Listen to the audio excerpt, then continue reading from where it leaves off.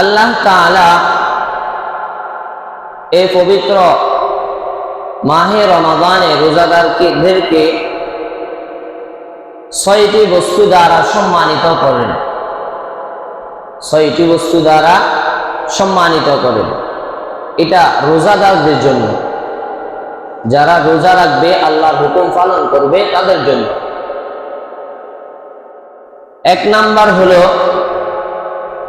যে রোজাদারদের মুখের দুর্গন্ধ আল্লাহ তাআলার নিকট মেশকের সুগন্ধির চাইতেও অধিক প্রিয়।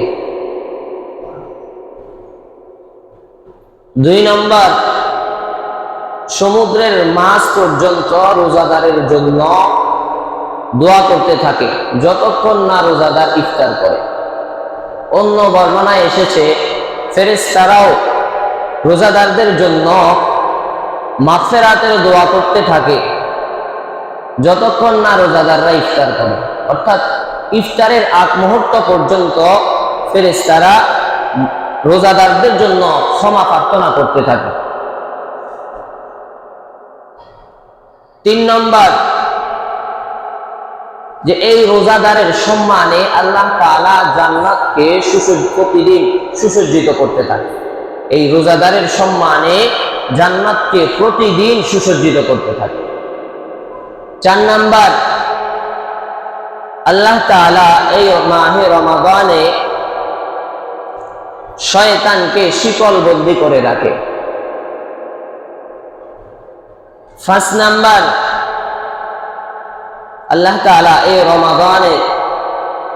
এই রমাদান মাসের শেষ রাতে রোজাদারদেরকে ক্ষমা করে দেন।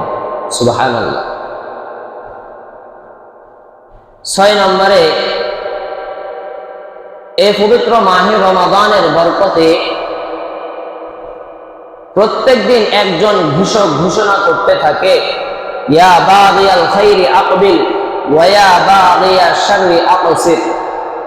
হে পুণ্যকামী, তুমি এগিয়ে চলো, হে পাপাকাঙ্ক্ষী, তুমি নিবৃত্ত হও। আল্লাহ তাআলা এই ৬টা বস্তু দ্বারা একজন রোজাদারকে সম্মানিত করবে।